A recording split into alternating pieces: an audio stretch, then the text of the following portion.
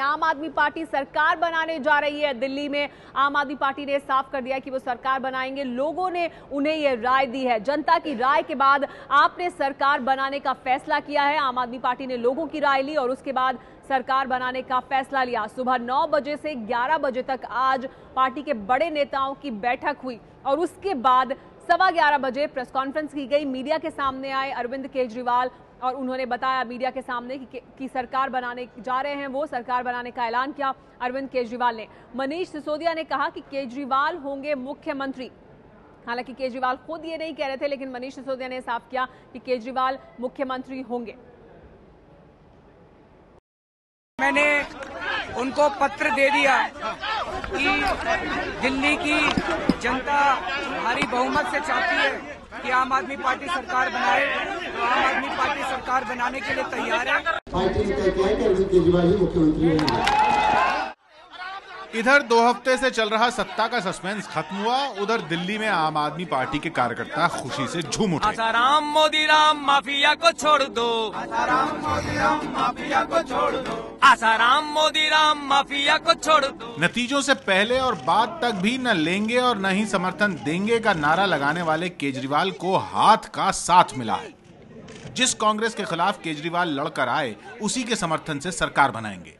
CM की कुर्सी तक पहुंचने के लिए केजरीवाल ने दिल्ली के लोगों की राय को अपनी सीढ़ी बनाया। देखिए कैसे यहां तक पहुंचे केजरीवाल। 4 दिसंबर को हुए चुनाव में दिल्ली में करीब 77 लाख लोगों ने वोट दिया था। आम आदमी पार्टी का दावा है कि एसएमएस, इंटरनेट और वेबसाइट के जरिए कुल 6,97,370 वोट आए। इनमें से 2,65,966 लोग दिल्ली के थे और जिनमें से 1,97,000 लोगों ने सरकार बनाने के लिए वोट दिया। मतलब वोट देने वाले कुल लोगों में से महज 2.55% लोगों के कहने पर केजरीवाल ने यह फैसला किया है। 1,97,000 लोगों ने, यानी कि 74% लोगों ने इंटरनेट के माध्यम से सरकार बनाने के पक्ष में फैसला किया है। इसके अलावा पार्टी का दावा है कि दिल्ली में 280 जनसभाएं भी कराई गई, जिनमें से 257 में लोगों ने सरकार बनाने की राय दी, जबकि 23 जनसभाओं में मना कर दिया। केजरीवाल अब जनता की अदालत का जनमत पाकर मुख्यमंत्री बनने जा रहे हैं। महज साल भर पहले ही पार्टी बनी थी और अब जब सरकार बन रही है तो नए नए विधायक बने नेताओं को सियासत के गुर भी सिखाए जा रहे हैं। अब जनता में काम के लिए जाना पड़ेगा तो काम किस प्रकार से करना है, तरीका नहीं। पार्टी की जो हमारी ये ट्रेनिंग चल रही है, इसमें पार्टी जो भी हमें दिशा निर्देश देगी, हम तो सड़क जमीन के बीच में आम आदमी की तरह काम करेंगे हम लोग पार्टी। कांग्रेस के विरोध की बुनियाद पर आम आदमी पार्टी बनी थी। उसके समर्थन से सरकार बनाने जा रहे केजरीवाल क्या संदेश देना चाहते हैं?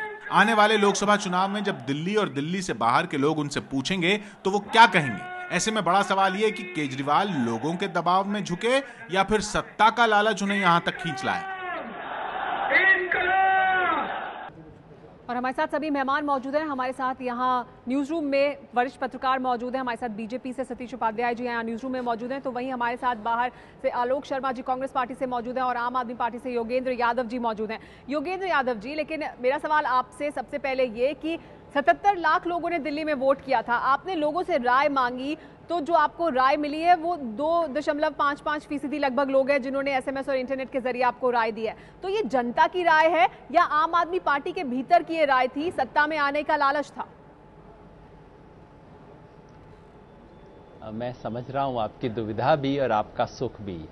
दुविधा ये है कि हमें इतनी आदत हो गई है कि हर चीज तिकड़म है, षड्यंत्र है, लालच है, कि हमें और कोई व्याकरण आती ही नहीं है। मैं समझता हूं थोड़े महीने लगेंगे आपको हमें देखने में भी, और थोड़ा सा व्याकरण आपकी भी बदलेगी।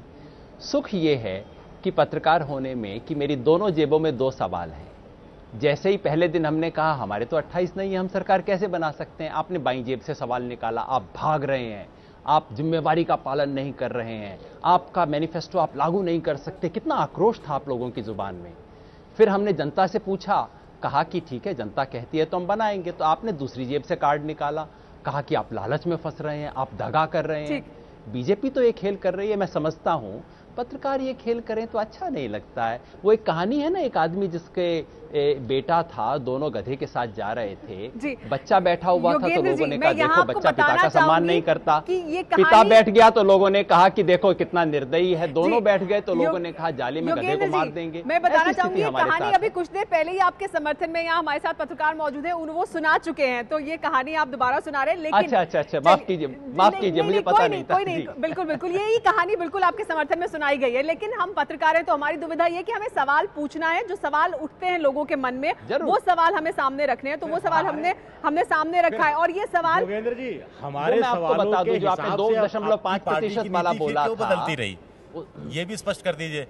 मैं वही बता रहा हूं कि दरअसल हमारे पे इस सारी चीज का कोई असर ही नहीं हुआ। हमारे पे जो धर्म संकट था वो पत्रकारों के सवालों का नहीं था।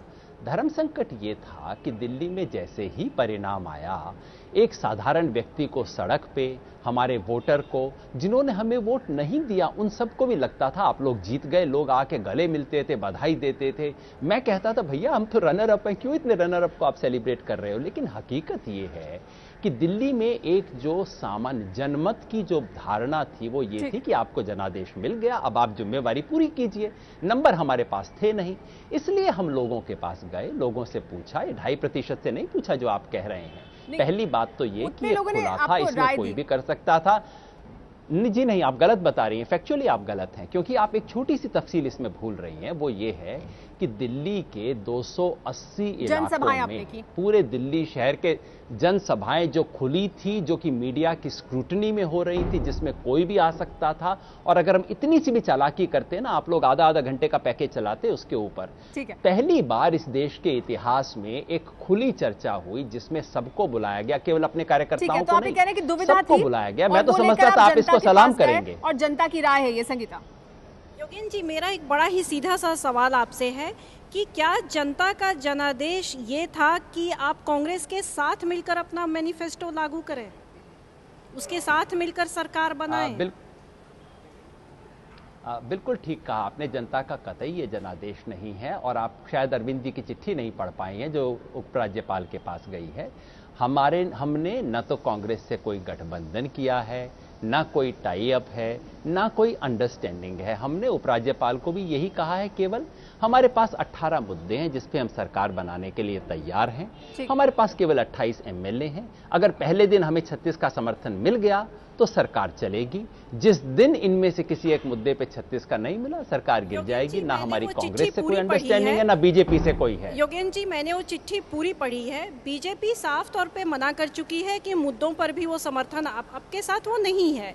कांग्रेस ने समर्थन की चिट्ठी दी है। जाहिर है आपको हौसला कांग्रेस की चिट्ठी से ही मिला कि आप जनमत संग्रह के लिए जाएं लोगों के बीच में और जनादेश पक्ष में लाएं। हमें हौसला लोगों के कहने से मिला। पार्टी में बिल्कुल दो राय थी। हम में से ज्यादातर लोगों की राय थी कि नहीं, हमारे पास 28 मत हैं, हमारे को नहीं बनानी चाहिए सरकार। लेकिन जनता के मत से हौसला और दबाव दोनों पड़ा कि बनानी चाहिए। और हमने न तो उस चिट्ठी में या कहीं पे भी कांग्रेस का जिक्र किया है। जो केवल चिट्ठी लिखी थी हमने उस चिट्ठी में कहा था कि हम आते ही कांग्रेस के राज के भ्रष्टाचार पे जांच करवाएंगे, बीजेपी के राज की जांच करवाएंगे। और मैं मीडिया से अपील करूंगा कि आप हमारी जांच कीजिए कि हम ये करते हैं या नहीं करते हैं। जी आप बिल्कुल। आलोक जी भी हमारे साथ मौजूद है कांग्रेस पार्टी से। आलोक जी, आपको कोई क्रेडिट नहीं मिल रहा है, आप समर्थन कर रहे हैं, लेकिन योगेंद्र यादव जी कह रहे हैं कि आपसे हौसला नहीं मिला, जनता से हौसला मिला है, वहां गए इसलिए वो उनके पास। नहीं, मैं तो बिल्कुल स्पष्ट कहना चाहूंगा योगेंद्र भाई को, अगर कांग्रेस अपना समर्थन नहीं देती तो किस तरह से क्या चले जाते ये लोग। इन्होंने तो पूरी तरह से ओपनली कह दिया था ना हम समर्थन लेंगे ना देंगे, और आज ये इस तरह से नकार रहे हैं, बड़ी विडंबना की बात है।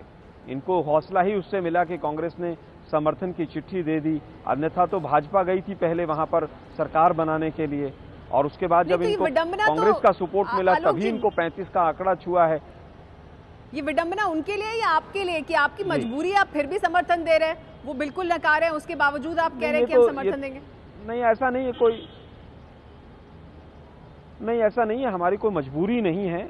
और इस चीज को मजबूरी भी ना समझा जाए कि हम बार बार कह रहे हैं कि भाई हम दिल्ली की जनता की भलाई के लिए हम सपोर्ट दे रहे हैं।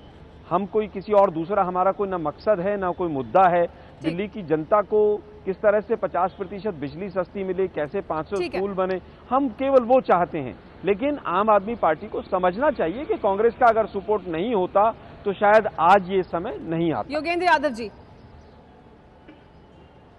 आप सोच रही हैं कि हम में झगड़ा हो जाएगा? नहीं, मैं इस पर प्रतिक्रिया चाहती हूँ आपकी। है, उसे अख्तियार है। आपकी तो टेलीविजन स्टूडियो का खेल यही होता है कि हम सोचते हैं कि झगड़ा हो जाएगा तो मजा आ जाएगा। नहीं, वो जो कह रहे हैं उस पर आपकी प्रतिक्रिया चाहिए। पार्टी है, उनका पूरा अधिकार है। उन्होंने क्या सोच के लेफ्टिनेंट गवर्नर को चिट्ठी लिखी, वो उनका पूरा अधिकार है। हमें तो चिट्ठी मुल्तै लिखी नहीं थी, हमने ना तो सपोर्ट मांगा। आप बता दीजिए, हमारा एक जो पुराने खेल हुआ करते थे, आप समझिए ना, जिस पार्टी के पास 28 एमएलए होते, 8 की जरूरत होती, किसी दूसरी के पार्ट होते, क्या क्या खेल होते थे इस देश के अंदर, याद है आपको? भागते थे, दाम तय होते थे, कंडीशन लगती थी। कंडीशन कौन लगाता था? जिसको सपोर्ट चाहिए था। यहां ऐसा कुछ नहीं हुआ। हम इस सब बातों को भूल गए। इस देश की 50 साल की परिपाटी अपने सर पे खड़ी हो गई है, इस बात को हम भूल गए। कांग्रेस क्या सोच के सपोर्ट देना चाहती है? समझ पा रहे हैं कि कांग्रेस ने बगैर किसी कारण से कहा है कि उन्होंने आपको बिना शर्त समर्थन नहीं दिया है, तो उनकी कुछ शर्तें होंगी। तो आप कह रहे हैं कि कांग्रेस का जी, मैं जवाब दूं? जी बिल्कुल जी, हाँ, ये बिल्कुल सही है। कांग्रेस ने अपनी पहले टेलीवी पे उनके प्रवक्ताओं ने कहा था बिना शर्त समर्थन है, लेकिन चिट्ठी में और बाद में उन्होंने क्लैरिफाई भी किया कि ऐसा कोई बिना शर्त समर्थन नहीं है। और सच बात यह है, ना हमने समर्थन मांगा है, ना हमने कोई समर्थन लिया है। हम 28 एमएलए के असेंबली में जा रहे हैं। कल को बीजेपी हमारे साथ खड़ी होती है, कांग्रेस खड़े होते हैं, कोई एमएलए खड़े होते हैं, ये उनका अधिकार है, उनकी सोच है, उनकी देश के बारे में सोच है। हमारे साथ बीजेपी से सतीश जी भी मौजूद है और 28 एमएलए हैं, इसके फालतू कुछ नहीं है हमारे पास। सतीश जी, आप भी उनके साथ खड़े हो सकते हैं, या फिर आप खुद को इस सब के बीच में बिल्कुल लेफ्ट आउट फील कर रहे हैं कि आप लोग तो पीछे ही रह गए? नहीं, बिल्कुल हम लेफ्ट आउट फील नहीं कर रहे, लेकिन हमको लगता है कि जिस तरह से योगेंद्र जी अभी कह रहे थे कि उनके जेब में 3-3 सवाल रहते हैं, मैं उनसे ये पूछना चाहता हूँ कि लगातार केजरीवाल साहब के जो स्टैंड हैं वो चेंज हो रहे हैं, बदल रहे हैं। अगर आप अपनी आर्काइव में से कुछ चीज़ें निकालेंगे तो आपको ध्यान में आएगा।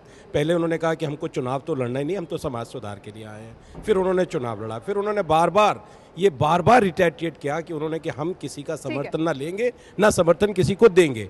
अब दूसरा उन्होंने फिर चिट्ठी हमको लिखी। हमको चिट्ठी लिखने का कोई सवाल ही नहीं था। और जिन मुद्दों की वो बात कर रहे हैं, नहीं, हमारा सवाल ये है कि जिन मुद्दों की उन्होंने बात की और जिस तरह का समर्थन उन्होंने अब लिया है, क्या कांग्रेस जो बार बार कह रही है कि उन्होंने बिना शर्त के समर्थन उनको दिया है, और जिन मुद्दों की वो सवाल उठा रहे हैं, मैं ये सवाल पूछना चाहता हूं कि योगेंद्र जी, ये चुनाव किन मुद्दों पर लड़ा गया था, मुद्दे क्या थे और किसके खिलाफ लड़ा गया था? 15 साल का जो कुशासन था, 15 साल का जो भ्रष्टाचार था, कांग्रेस के साथ सरकार बना, कांग्रेस के साथ, और उन्हीं के साथ आप योगेंद्र जी मिलकर के सरकार बना रहे हैं। क्या हर चीज पर जनता में जाकर के आपने पहले जब कहा था कि हम चुनाव लड़ेंगे, तब इस तरह का रेफरेंडम किया था क्या कि हम चुनाव लड़े या ना लड़े? जनता का दबाव था या सत्ता का लालच, जिसकी वजह से आम आदमी पार्टी दिल्ली में सरकार बनाने जा रही है? हमारे साथ मेहमान मौजूद है, हमारे साथ योगेंद्र यादव जी मौजूद है। योगेंद्र यादव जी, आपसे सवाल पूछा था सतीश जी ने, उसका जवाब जानना चाहेंगे आपसे। मैं बीजेपी की दुविधा समझ रहा हूं। उन्हें अभी स्पष्ट नहीं हो रहा। वो ये तो तय कर चुके हैं कि उन्हें आम आदमी पार्टी को सलाह देनी है, सलाह क्या देनी है वो तय नहीं कर पा रहे हैं। पहले दिन अरुण जेटली ने कहा, डॉक्टर हर्षवर्धन ने कहा, आप सरकार तुरंत बनाइए, आपके पास 8 एमएलए, आप क्यों हट रहे हैं? दूसरे दिन ही कहा था उन्होंने। आज पलट के हमसे कहा जा रहा है सरकार क्यों बना रहे हैं, जनता से दगा कर रहे हैं। तो वो 5 दिन पहले हमसे दगाबाजी का वायदा का सुझाव दे रहे थे। छोटे छोटे खेल हैं, क्यों खेल रहे हैं आप ये सारी जनता के साथ? लोग देखते हैं इन चीज़ों को। दूसरा, आपने पूछा चिट्ठी क्यों लिखी गई? चिट्ठी इसलिए लिखी गई सर कि आपके नितिन गडकरी जी हैं, अध्यक्ष हुआ करते थे आपकी पार्टी के, उन्होंने कहा हम मुद्दों के आधार पर समर्थन देंगे। विजय गोयल जी हैं, आपके दिल्ली के अध्यक्ष हुआ करते हैं, बाद में डांट पड़ गई, सुना है उन्हें, उन्होंने कहा था कि हम कंस्ट्रक्टिव सपोर्ट देंगे। अब अरविंद केजरीवाल को इतना तो पूछना पड़ेगा कि सर ये कंस्ट्रक्टिव सपोर्ट क्या होता है? कांग्रेस के प्रवक्ता टीवी पे कह रहे थे अनकंडीशनल सपोर्ट देंगे, उनसे पूछना पड़ा कि भाई अनकंडीशनल सपोर्ट क्या होता है? चिट्ठी इसलिए लिखी, वैसे आपको परेशान करने का कोई इरादा नहीं था। मुझे लगता है आप ज्यादा परेशान हुए भी नहीं सारी चीजों से। अनकंडीशनल सपोर्ट क्या होता है? जी आलोक जी, आपको शायद चिट्ठी पढ़ने का सपोर्ट क्या होता है ये नहीं पूछा योगेंद्र जी। अनकंडीशनल सपोर्ट क्या होता है आपके चिट्ठी में कहीं पर शब्द नहीं है, ये पहला प्रश्न। दूसरी बात, आज आप कह रहे हैं कि हमने कांग्रेस से ना सपोर्ट मांगा, ना हमने बिल्कुल मानता हूं आपकी बात, आपने नहीं मांगा हमसे सपोर्ट, लेकिन इस बात को मत भूलिए कि आप रायशुमारी के लिए इसी के लिए गए थे कि क्या कांग्रेस के साथ मिलकर सरकार बनाएं कि नहीं बनाएं। मैंने आपको यही कहा, पहली बात ये कि हमने अनकंडीशनल सपोर्ट को स्पेल आउट करने को कहा या नहीं, वो चिट्ठी पब्लिक डोमेन में है। हमने यही पूछा है क्या आप इस मुद्दे पे हमारा समर्थन करेंगे। 18 चीजें लिखी हैं, वो 18 शर्तें नहीं है। हमने केवल क्या कहा है, इन 18 में से एक एक चीज पे आप हमें सपोर्ट करेंगे नहीं करेंगे, ये प्रश्न हमने पूछा है। हमने अनकंडीशनल सपोर्ट का अपने चिट्ठी में जिक्र किया, आपकी चिट्ठी में इसको क्लैरिफाई किया गया कि उस शब्द का आपने व्यवहार नहीं किया। लेकिन ये बहुत छोटी छोटी बात है। लेकिन आलोक जी एक और बात कह रहे हैं कि जनता के पास तो आप इसी उम्मीद के साथ गए ना, क्योंकि कांग्रेस पार्टी का समर्थन आपको मिल रहा था, यही आप लोगों से पूछने गए थे ना कि कांग्रेस पार्टी के साथ हम मिलकर सरकार बनाएं या नहीं बनाएं। मेरे ख्याल में आप लोगों को वो जो चिट्ठी जिसकी 25 लाख प्रति दिल्ली में बांटी गई है, आप लोगों को पढ़ने का मौका नहीं मिला है। मैं आपको भिजवा दूंगा स्टूडियो में। उसमें ऐसा कोई अरविंद केजरीवाल उसे एक पैरा में अंत में प्रश्न पूछते हैं। प्रश्न में कहीं नहीं कहा गया है कि हम कांग्रेस के साथ मिलकर सरकार बनाएं या ना बनाएं। हमारा कोई इरादा नहीं है कांग्रेस के साथ मिलकर सरकार बनाने का। इस जन्म में तो ये काम नहीं करना है हमारा। कई लोग यहाँ पर आपसे सवाल पूछना चाहते हैं और यही सवाल भी है कि जनता से आपने ये क्यों नहीं पूछा कि कांग्रेस पार्टी के साथ मिलकर सरकार बनाएं या नहीं बनाएं। आपने पूछा सरकार बनाएं या नहीं बनाएं, लेकिन कांग्रेस का समर्थन लेंगे ये क्योंकि हम मिलना ही नहीं चाहते कांग्रेस पार्टी के साथ, क्योंकि हम कोई टाई अप करना नहीं चाहते, कोई गठबंधन करना ही नहीं चाहते। हमारे घोषणा पत्र को लेकर कांग्रेस पार्टी की तैयारी चल रही है। राहुल गांधी बैठक कर रहे हैं। घोषणा पत्र यानी मैनिफेस्टो उनका किस तरह का होगा, इसको लेकर बैठक की जा रही है, लोगों से राय ली जा रही है। ये जो बैठक है वो राहुल गांधी ले रहे हैं। कल मैं मुजफ्फरनगर में था, पूरा दिन मैंने वहां भी था। इतना सा बड़ा लड़का वहां पे रो रहा है और मैं उसको ले गया। मैंने उससे पूछा बेटा क्यों रो रहे हो, और वो मुझे कहता है कि मुझे डर लग रहा है। अब देखो, इस देश में किसी को डर नहीं लगना चाहिए, चाहे वो किसी भी जात का हो, किसी भी जात का हो, किसी भी धर्म का हो, किसी भी प्रदेश का हो, उसको डर यहां नहीं लगना चाहिए।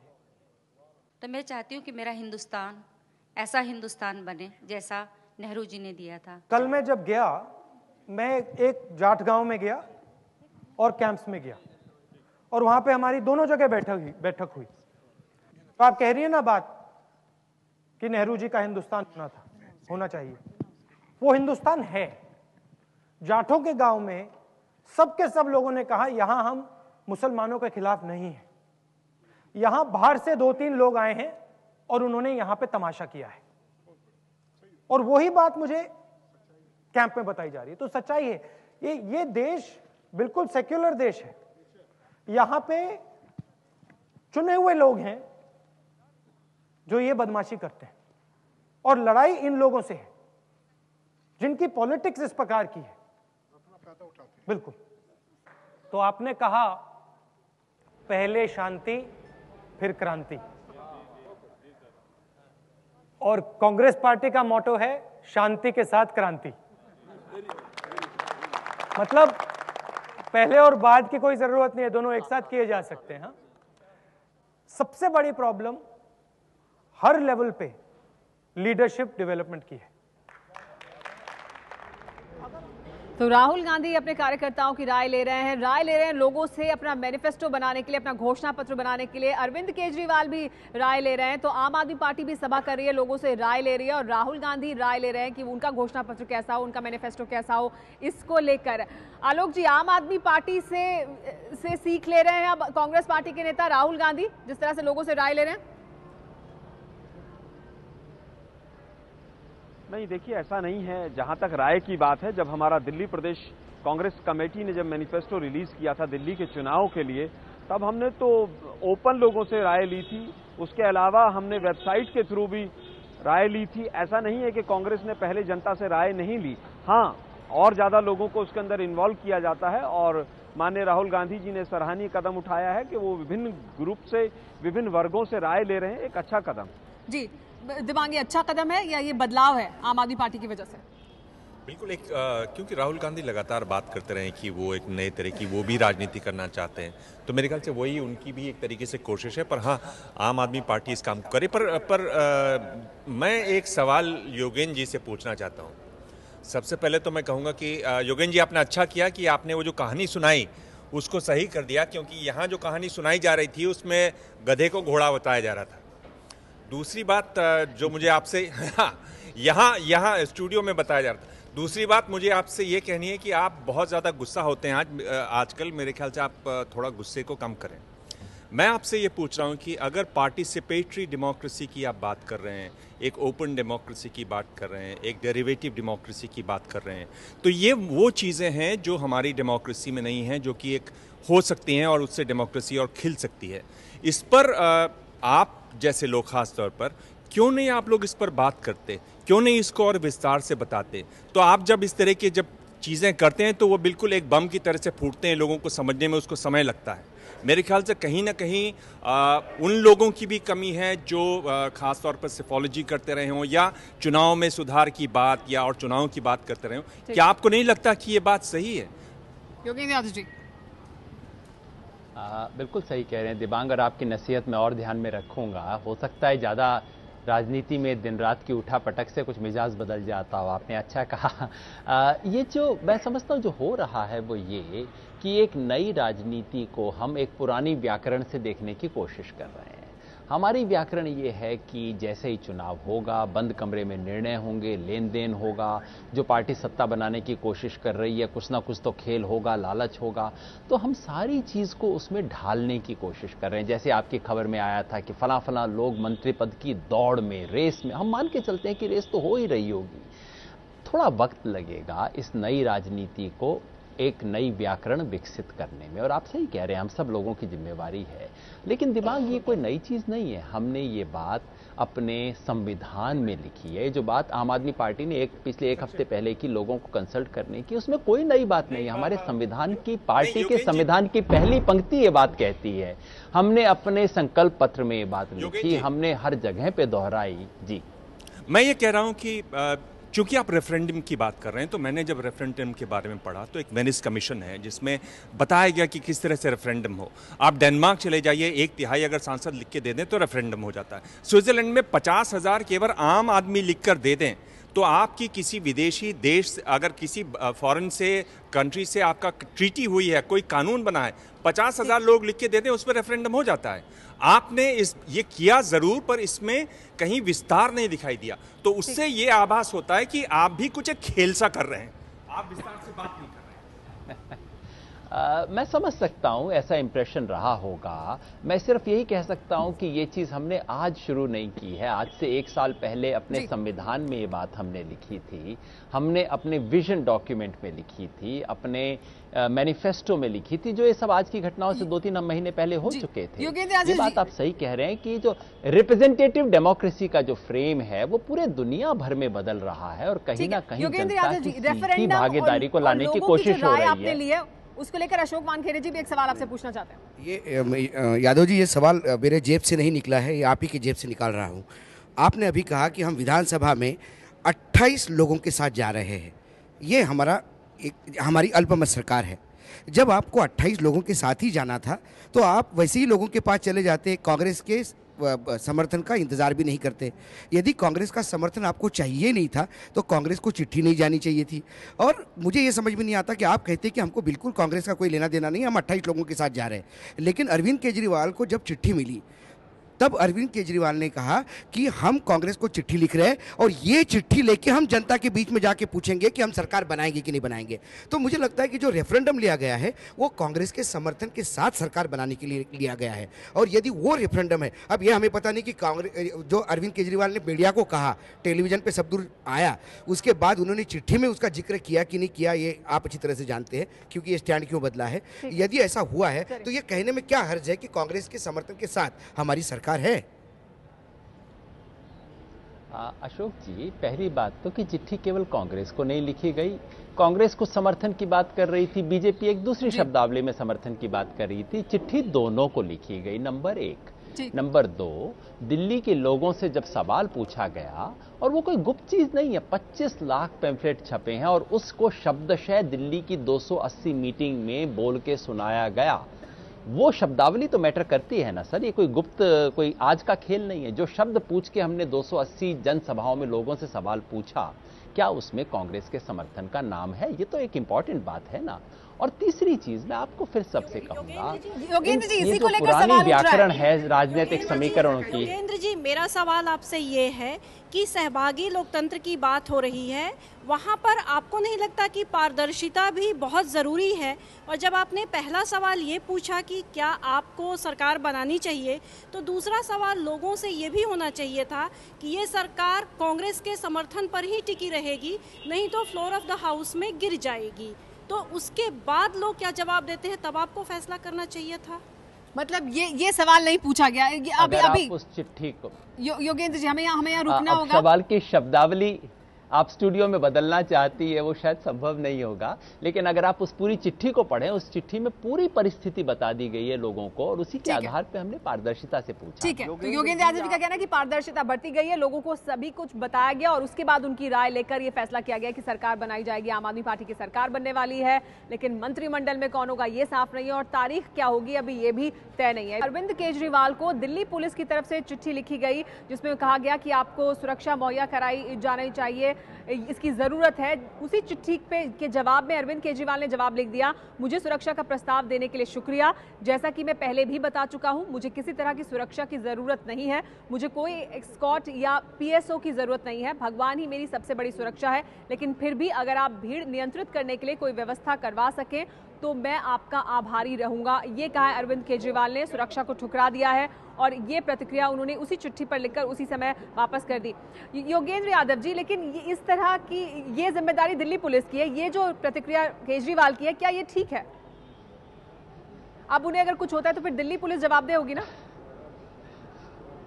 अगर केजरीवाल दूसरी चीज कहते तो आप कहते देखिए इतनी देर से प्रपंच कर रहे थे कि हम सिक्योरिटी नहीं लेंगे, और पहले दिन जो हुआ देखो उन्होंने एक्सेप्ट कर ली, कितना ढोंग और पाखंड है। तो ये हुआ, चित भी मेरी पट भी मेरी। योगेंद्र यादव जी, जो हम कहेंगे उसके पहली बार कोई व्यक्ति कह रहा है, तय नहीं करेंगे ना, आपकी पार्टी उस आधार पर नीति तय नहीं करेगी कि हम क्या कह रहे हैं, क्या सही है क्या नहीं सही है, इस पर तय करें। ये बहुत अच्छा हुआ आपने इसे स्वीकारा। इस पार्टी ने पहले दिन से कहा है, अरविंद केजरीवाल सहित इस पार्टी के 70 के 70 उम्मीदवारों ने एफिडेविट दिया है, लीगल हलफनामा दिया है कि वो सिक्योरिटी का तामझाम नहीं रखेंगे। अरविंद जी ने तो पहले भी, उनको एमएलए बनने से पहले भी सरकार ने ऑफर किया था, बार बार हमारे दफ्तर में भी ऑफर आता रहा है, और हमने कहा है कि वो सुरक्षा नहीं लेंगे क्योंकि ये सुरक्षा नहीं है, ये रिप्रेजेंटेटिव्स को कैद करने का तरीका है, उन्हें लोगों से दूर रखने का तरीका है, ये साजिश नहीं है। इसका नतीजा ये होता है लोग दूर हो जाते हैं और इससे कोई सुरक्षा मिलती नहीं है। ये सारा तामझाम है, ये दिखावा है, इससे हम अलग होना चाहते हैं। आपको तो इसका स्वागत करना चाहिए ना। ठीक है, बिल्कुल बिल्कुल, शुक्रिया बहुत बहुत योगेंद्र यादव जी, आलोक जी, हमारे साथ सभी मेहमान जो बने हुए थे, आपका बहुत बहुत शुक्रिया। आपको बता दें कि आम आदमी पार्टी का ये कहना है, योगेंद्र यादव जी जैसा कि कह रहे हैं कि ये सुरक्षा नहीं है, ये बांधने का तरीका है, लोगों से दूर हो जाते हैं, और अरविंद केजरीवाल लोगों के पास रहना चाहते हैं, इसलिए उन्होंने सुरक्षा ठुकरा दी।